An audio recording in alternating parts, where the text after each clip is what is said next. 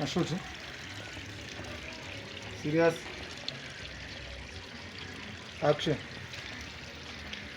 Baba, kwanza samani. Bila samani.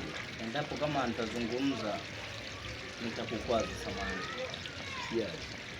Baba, hivi umekosa mwanamke wa kuoa hadi unaoa binti kama huyu?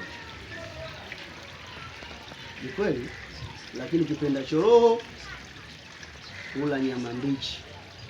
Hata kama baba, yule ni binti mdogo. Halafu hivi jamii itatuchukulieje? Kwa sababu mimi ni kijana wako mkubwa pale. Halafu wanamuona binti kama huyo.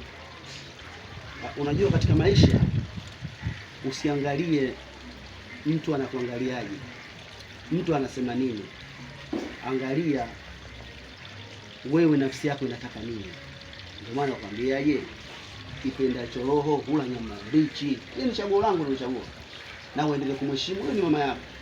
Baba, yule mimi namheshimu, lakini kwa ninavyoona mbeleni tusije tukatiana lawama. Lawama tena? Ndio. Kivipi? Maana yule baba ninavyomuona, yule bado binti, huwa na mambo mengi. Kwa utashangaa kesho huko huko, kesho huko huko. Kwa hiyo ndo maana nikakuuliza kwamba haujatizama labda mwanamke mwenyeji yako.